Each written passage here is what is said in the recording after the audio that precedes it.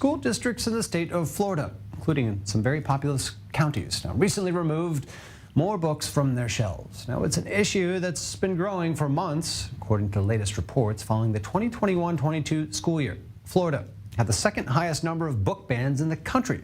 Some of it was motivated by attempts to curtail what was deemed inappropriate, like pornographic material. Others, though, on the banned list go into some murkier waters. Subjects such as 9/11 and the Holocaust also making the banned book list.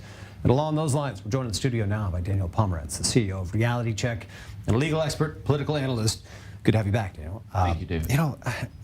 What's the latest with this? I mean, first of all, just looking at this case in Florida that brings us to our attention, how concerning is the issue around the Holocaust book bans? I mean, where does this rank on your sort of red flag level? Well, the book, which is called The Storytellers, a story about the Holocaust, was banned apparently at the request of a parent in the school system who called in to complain. And they ended up banning it because apparently there's some concern about Governor Ron DeSantis's law, which is called the Anti-Woke Act. This is a statewide law, right? This is a statewide law, and it's not clear to everybody exactly what should be banned under that law and what shouldn't. Now, DeSantis's office has weighed in to say that the law absolutely was not intended to do that, but nonetheless, there's a sense that maybe the librarians and the school systems are unsure. They don't want to get themselves into trouble. Looking at Florida as, I'm not sure if it's an outlier or an incubator, for wider trends across the United States. I know that can, vary depending on what topic, but where does this issue seem to sit in terms of Florida, with this type of thing happening in Florida? Well, the major issues, there have been the emergence of a movement called being woke, or critical race theory, liberal progressivism. Those are major argumentative, controversial topics. And they're difficult words because there's no clear definition of what they are. But in brief, a person who believes in these concepts sees themselves as being against racism, which in a vacuum is a very worthy cause. But sometimes it can go too far and have paradoxical outcomes. So, for example, last year, the Burbank, California school system banned the book To Kill a Mockingbird because it has some racist language in it. Well, of course it has racist language in it. The whole book is a critique of racism. And the whole point of it was to point out how people were speaking at that time. And it came out at a time when it took a lot of courage to speak out in that way. The all-time greats, yeah. Absolutely. And so one can understand why there would be an anti-woke act in a place like Florida, because people see these paradoxical outcomes and say this effort to be anti-racist is starting to become in itself the opposite of what it's intended to be. So DeSantis's law says things, for example, like you cannot have compulsory education that teaches that any race is superior or inferior, or that anyone by nature of their race is inherently racist or inherently privileged.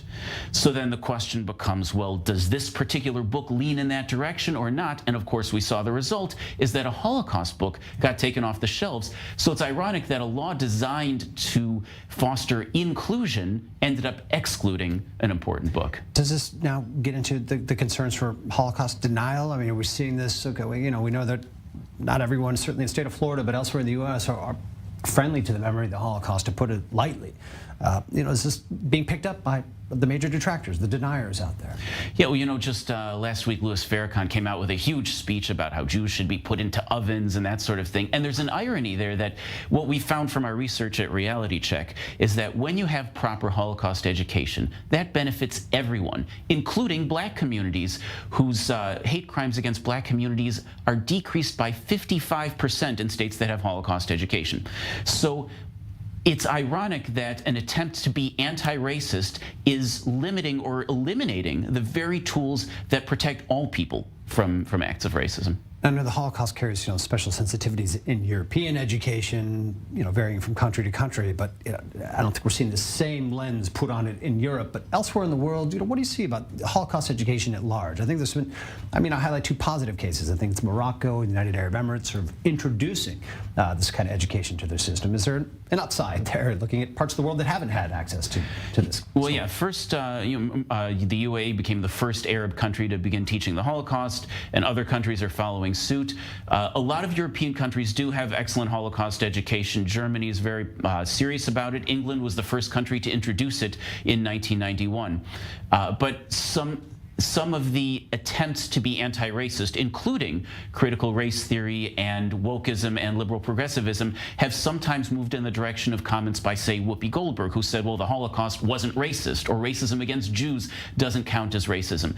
What we have to do is not go too far in either direction and make sure that we use the classic teaching materials, books like To Kill a Mockingbird, education about things like the Holocaust. For years, these have done an excellent job of moving us in a positive direction. We're light years from where we were in the 1950s or 60s, and we need to keep going in this direction and not destroy the positive progress that we really could be making as a community and as a world. Daniel Pomerantz, always great to get your perspective on these stories. Eye-opening, disturbing as they may be. Thanks for joining us. My pleasure. Thank you, David.